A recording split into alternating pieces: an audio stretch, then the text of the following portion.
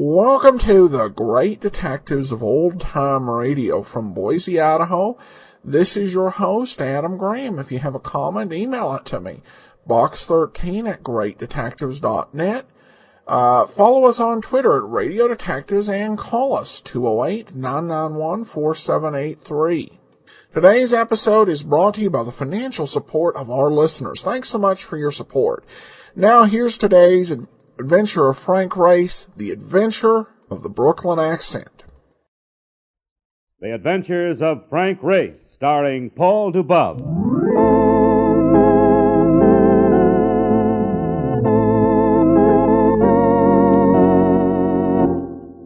The war changed many things, the face of the earth and the people on it. Before the war, Frank Race worked as an attorney, but he traded his law books for the cloak and dagger of the OSS. And when it was over, his former life was over, too. Adventure had become his business. The Adventures of Frank Race.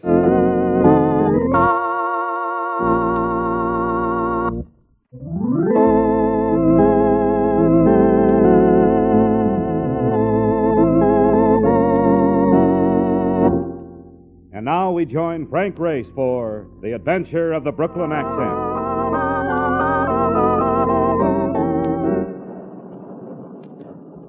Was what you might call a damp night, the dampness being such that it persisted in sluicing down your neck and surging over your shoe tops.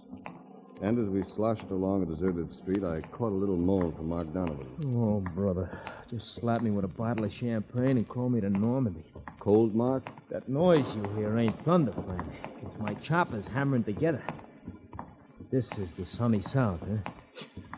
Look, are you sure we're still in the state of Georgia? I figured we walked enough to be just outside Montreal. I'm beginning to think I'm in a state of confusion. I keep getting the feeling that we've turned away from those docks. Have you heard the surf in the last few minutes?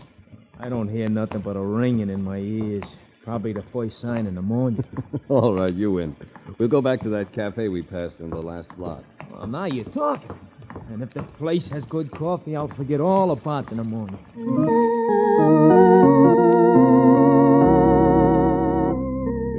Order spot, presided over by an ancient counterman who greeted us with a lack-toothed grin. At a table, a couple of men and a girl sat munching hamburgers in an almost grim silence. But the place looked clean, and the old man looked clean. So Mark and I slid onto stools at the counter. Yeah, what'll it be, gents? We got hamburgers and coffee. And he asked us what'll it be. All right, Pop, serve him up.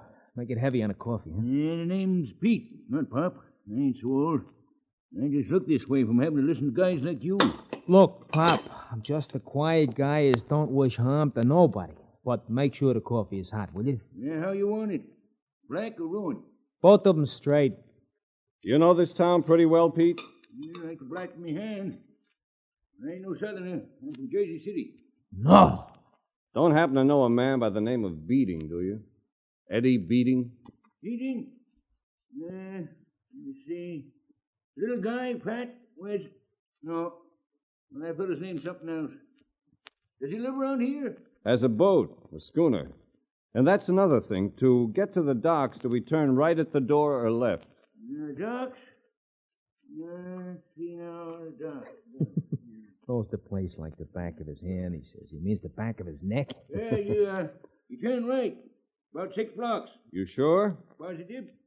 Took a walk down that way a couple of Sundays ago. What was that name again? Beating. Edward Beating.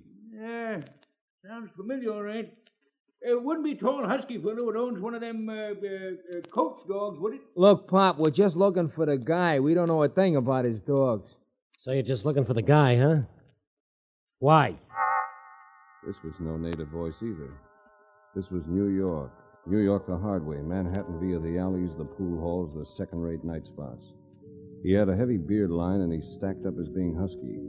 He stood eyeing us with the curiosity of a weasel inspecting a nest full of eggs. You heard me. I asked you why you were looking for Eddie Beating. You make it sound illegal. What do I have to do to get an answer? Extract it? Look, what do you think you got here, pal? A couple of pigeons? If you want to talk to us, keep it gentle. Or waddle back to your table. Both you boys feel that way? The words, though rather inelegant, express my reaction precisely. Jigger, Yeah, Roxy? come here. Jigger's approach was methodical and practiced. A casual hand inserted itself inside the lapels of the jacket that draped a squat frame. His eyes, as he glided up to us, looked disinterested, almost glazed. The stare of the professional gunman. Trouble, Roxy? I don't know. These personalities come looking for Eddie Beating, and they don't want to say why. I wouldn't call that friendly, would you, Jigger? No. I wouldn't call it friendly at all. We don't mind telling you why we're looking for Beating. No? Who are you guys? My name is Race. This is Mark Donovan. Who are you? I'm Roxy Clark. And not a southern accent in the crowd. Never mind the asides. What's the pitch on Eddie Beating? I'm down here for the Fidelity Life Insurance Company. Edward Beating is beneficiary to a $20,000 policy that's now payable, and the company is anxious to make a settlement. Who'd leave Eddie Beating 20,000 fish? The deceased, I understand, was an uncle of his. Oh, yeah? Jigger, what do you think about this? To me, it sounds like a bowl of spaghetti. Yeah, that's the way I figured. A big company working hard to ladle out 20 G's. It don't mesh. Might seem strange, but with insurance outfits, it's done all the time. They consider it to be part of their contract. That makes quite a line race, but I ain't buying it. Hey, now I remember that fella. Owns a boat, don't he? Yeah, that's right, Pop. Owns a sailboat. One of them go-to-sea sailboats. Yeah, I know him now. Know his wife, too. They live 3-4 blocks from here. Greenhouse with yellow shutters. Let's see now. It's Shut up. Listen, I'll talk about water. I'll talk... I said shut up. You said it, but I ain't paying no attention. It's a free country, ain't it? Pickle this warbler, Jigger. Sure. Hey, no. Wait a minute. You ain't gonna cuff me. Get what's left of his teeth, Jigger, then maybe he won't be so lippy. Come here, Pop. No, you don't know. Don't make me come after you. It'll be worse. Cut it, Jigger. Just let's drop the whole thing. Get out of my way. There's no need to bother the old boy. What are you asking for? Sampler? Okay, try this on your bridgeway. Leading with your right, Jigger, I'm surprised at you.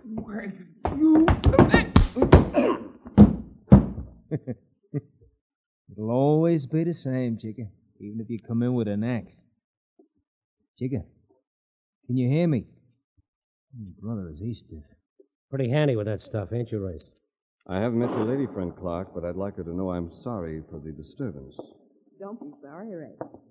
I always admire artistry. And that was sheer artistry. Wasn't it, Roxy? Susan, stay out of this. Roxy, darling, I've been completely quiet for at least 20 minutes, and that isn't like me at all. You going to be around for a while, Ray? Susan, get out to the car. Careful, pet. Your bad temper's showing. Race, I'm Susan Drake. I'm staying at the Jackson Hotel. It's been a bit boring the last day or so. Why don't you call? Race. Yes, Clark? This insurance deal, is it on the level? Definitely. So you have to keep looking for Beating. Is that it? That's it. Why? Think I can't find it? No, I wasn't thinking that. I was thinking of the mess of trouble you're going to find with him.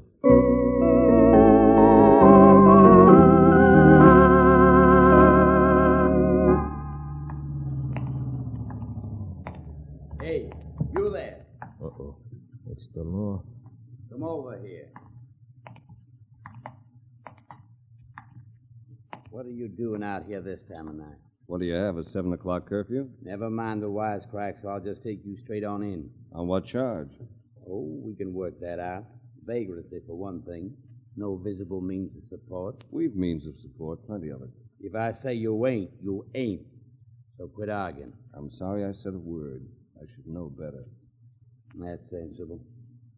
Now, what are you doing around here? I told him and showed credentials, which made it all right.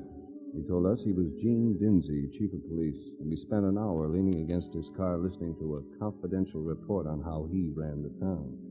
It ended up with his driving us to the beating house. There was an old-fashioned pull bell, and the door was answered by a girl of about 15. She looked startled. Yes, sir? Hello. Is Mr. Beating in? Not right now, but my mother's here, though. Who is it, Mary?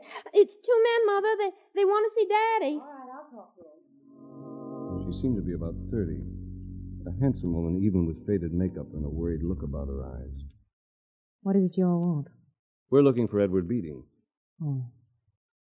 He's my husband, but he ain't here now. I understand he has a boat, a schooner that he operates for hire. That's right. But it's already under charter. Would you tell me where I could find it? It's called the Jenny D, and it's at Callahan's Landing. Go down Powell Street as far as the docks and then turn left. Oh, and if you're going there now, you could do me a favor. Surely. Well, if you see my husband, tell him to come home. He's usually here at 5 and it's almost 9. I ain't like him. It's got me bothered.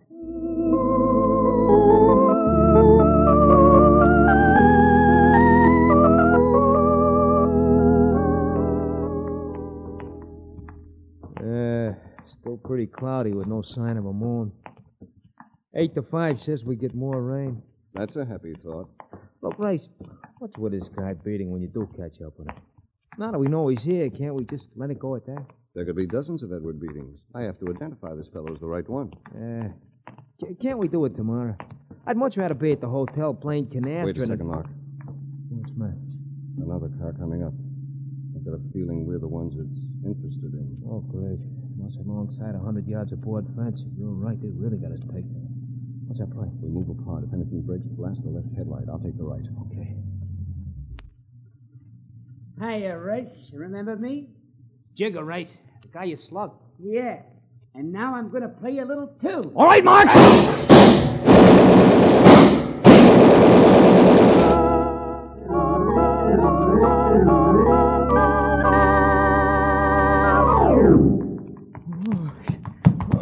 Up the alley and over the fence. Oh, you got the pail. Who's got the 10 cents? Oh, no. Apparently you're still in the mood for music. Oh, there you are. Listen, I'm in the mood to offer up thanks. That's the closest squawk I've had since I stole a cab in front of the Chicago Express. That goes for you. I agree, but I think we winged one of them. Brother, I heard a yelp back there, and it wasn't no cry of delight. Imagine that guy coming after us with a chatterbox just because you cooled him a little. I wonder. Maybe it wasn't Jigger's idea at all. Right now, I wouldn't bet a slot machine slug or nothing. Oh, what do we do next? Still keep looking for that schooner? Might be crowding our luck a little. Let's go back to the hotel and get a night's rest.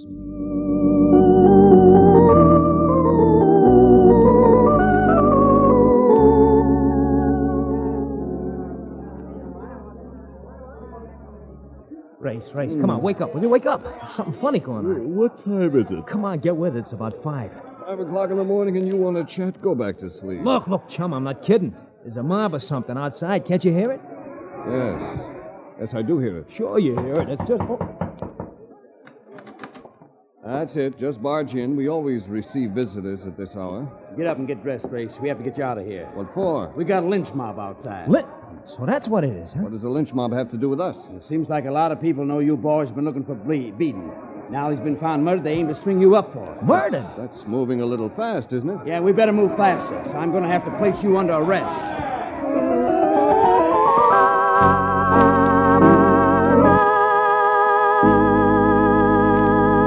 We'll return to the adventures of Frank Race in just about 1 minute.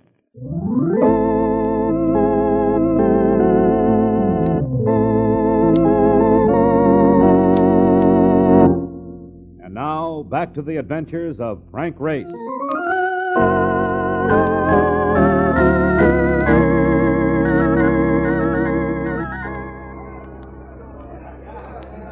Here was a venture with all the qualities of a nightmare.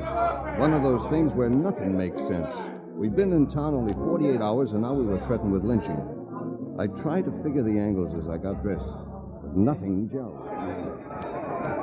Now, you fellas have got to cooperate on this. I can't guarantee to get you to safety. Well, Will this be your first lynching, Chief? It will, and they ain't good for a man in my position. Yeah, well, they ain't good for guys in our position either. Come election time, and one side won't vote for you because you tried to stop it, and the other side won't vote for you Because you failed to stop it. We understand. But there's something peculiar about this business, Chief. Yeah, I'd say there is. Well, take a listen out here, Race. Most of the guys what you're doing the yelling have got Brooklyn accents. Are you sure? Are you kidding? Listen to them Bronx cheers we're getting. You'd think we were the Giants at Ebbets Field. There's your answer, Chief. It's not a real lynching party at all. It's a frame-up. What do you mean? Know a man by the name of Roxy Clark? I certainly do. He charters Eddie Beaton's boat. Know what he charters it for? Gambling. Brings down parties of them wealthy New Yorkers, and they go out for 3 or 4 days at a time. Ain't none of my affair as long as they do it on the high seas. Well, for some reason, Roxy Clark thinks I'm in his way. That's the reason for this phony lynching bee. Where did you get the tip that brought you here? I'm a woman. And her name? When a woman gives out information like that over a phone, you ain't going to get a name. She wasn't no Southerner. How do you plan to get us out of here? I ain't figured it yet, but I... Why don't you let us go by ourselves? Why don't I... Why, you'd never make it. We'll have a better chance than with you trying to buck that mob. Well, you might be right. Okay, it's a deal. But if you don't make it, don't blame me. If we don't make it, chum, we probably won't be around to blame you.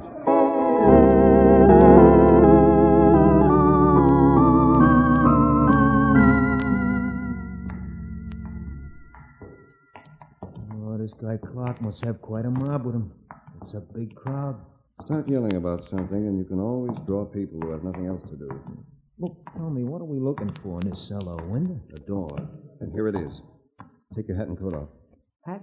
I don't get it. We go out of here carrying something. Oh, yeah, I get it. Well, we can use these empty cartons. Good enough. Let's go. You better take a look first. Doesn't seem to be anyone around. Come on. Hey, you guys, hold it. Didn't see this lad at all. He must have been leaning against the side of the building. Oh, great. And he's got that shotgun right on us. Who are you guys? We all work for the hotels. Yeah? Well, I'm thinking different. Put on those boxes and start moving around the front. All right. You're the boss! Come on, Mark. Let's go.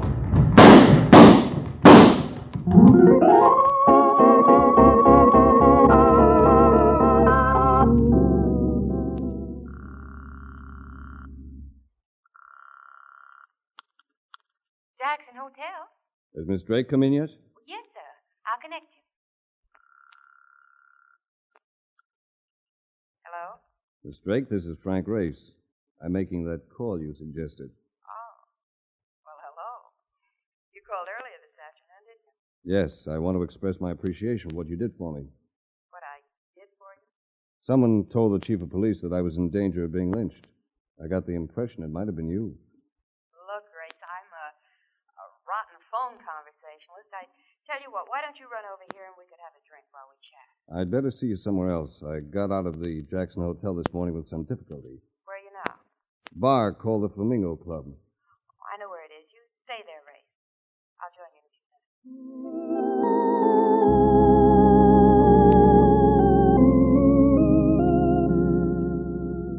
She took more than a few minutes. But when she came into the Flamingo Club, I was willing to admit that the wait had been worthwhile. What are you drinking? Scotch and soda. That is a fetching outfit. You really like it? You're a very fancy dish, baby. Several crates, that's darling. What do I have here, a cynic? How about the drink? Martini, Manhattan? Make it a Scotch and soda. 2 of them, bartender. Mind if I tell you something about yourself, Miss Drake? Maybe not.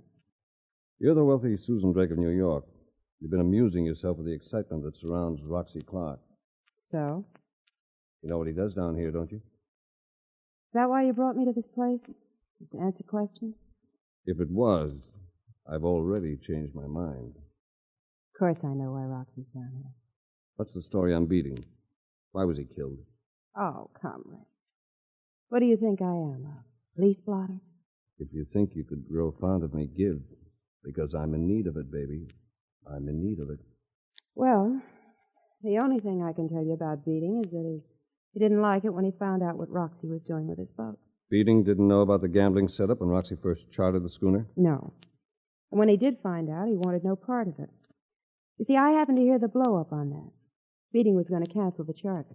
Maybe that's the answer. Maybe that's the answer to everything.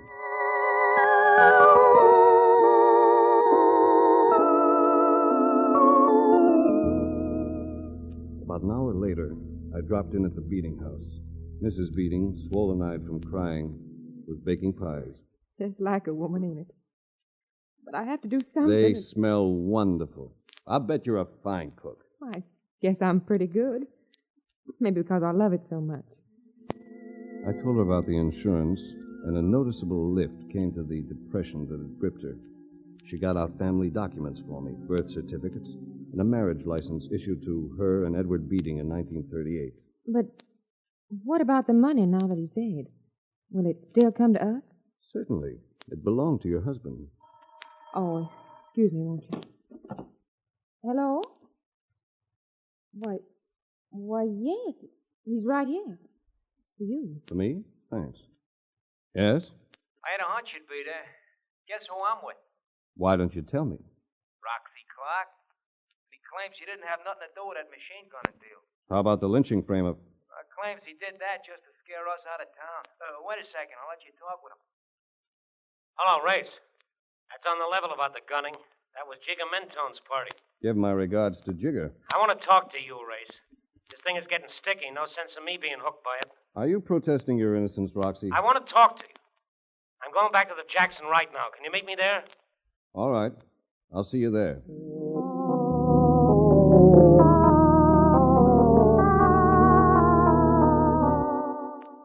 But he didn't see me, even though I saw him.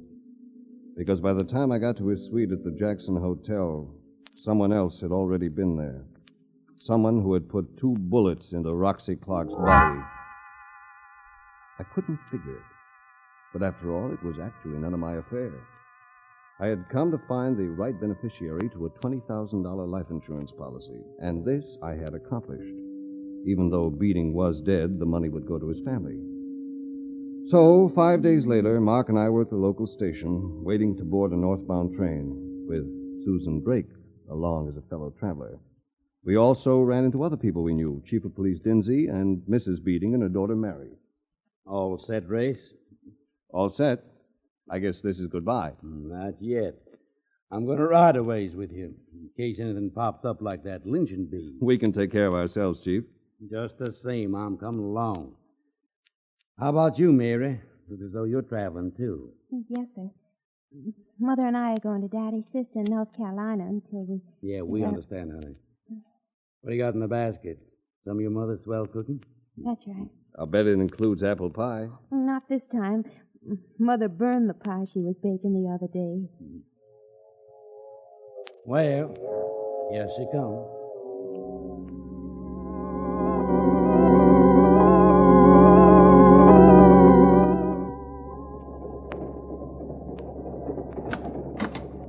Race, what are you doing prowling around in the middle of the night? I've been keeping a death watch, Mark. Death watch? I think I've got the key to those killings. But I'm going to have to wait for a play to be made. Chum, there's something else, too. What? We have another acquaintance on this train. Jigger Mentone. Old Home Week. Yeah. Look, what kind of pitch you making, Race? I don't know yet, but... Wait. I wouldn't close that door, Mrs. Beating. Mr. Race. You mind if we go in? Mind? Of course I mind. Sorry, we're going in anyway. You better stay with us. Yeah, you bet. Hey, look at the girl. She's been slugged. Yes, and the next move would have been to carry her to the rear platform and toss her off the train. Wouldn't it, Mrs. Beating? My own daughter? You're insane. Not your daughter, Mrs. Beating, your stepdaughter. Mary is 15 years old, and you weren't married to her father until 1938. Figure it for yourself. You get out of here. What was the motive? Your husband's will, leaving everything to the girl? You fought with your husband, didn't you? Because he objected to Roxy Clark using his schooner as a gambling ship, because he was going to revoke the charter. You didn't like that, did you, Mrs. Beating? It was letting too much easy money get away. So you murdered your husband. You're just talking. You don't know that. I know you killed Roxy Clark. You killed him because he didn't like being implicated and was going to talk. I know you killed him because you burned your pies that day. A good cook won't burn pies, Mrs. Beating, not unless she leaves them suddenly to kill a man, perhaps. Get some water for the girl, Mark. She should have plenty to say when she comes to. You ain't getting water for nobody. Move back before this thing in my hand starts talking. It's about time you got here. Sorry, Mark, I missed on this one. So you thought you'd cut in, did you, Jigger? What are we going to do, Jigger? We can't shoot him right here. No, but I can do the same to them that you did to the kid. I owe this guy something anyway. Too slow again, Jigger. Yeah, well, see if that's right. Well, this time Jigger's jig is up. Don't try to get away, lady. Where did you find that pistol, Mark? Must belong to the lady. It was in this open bag right here. All I had to do was reach for it. Be ironic if it turns out to be the gun that killed Beating and Roxy Clark, won't it? Yeah. I'll get the water for the girl from this sink. All right. Hey, you know something, Race? This has been a funny deal. We started out to find a guy in a boat. We never got near either one of them. Race, what's going on? Give me a hand with this girl, will you, baby? You smell good. Race, never mind the perfume. What's been happening? Something rather unpleasant, baby. But you know, before we reach New York, this trip may turn out to be most enjoyable.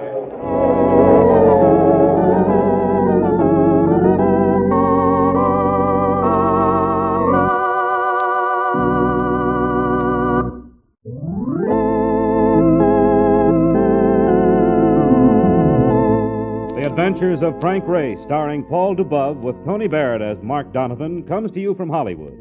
Others heard in tonight's cast were Frank Lovejoy, Wilms Herbert, Lillian Byatt, Bill Johnstone, and Michael Ann Barrett. This series is written and directed by Buckley Angel and Joel Murkoff. The music is composed and played by Ivan Ditmars. Be sure to be with us again this time next week for another dramatic chapter in The Adventures of Frank Race. Michael Roy speaking. This is a Bruce Ells production.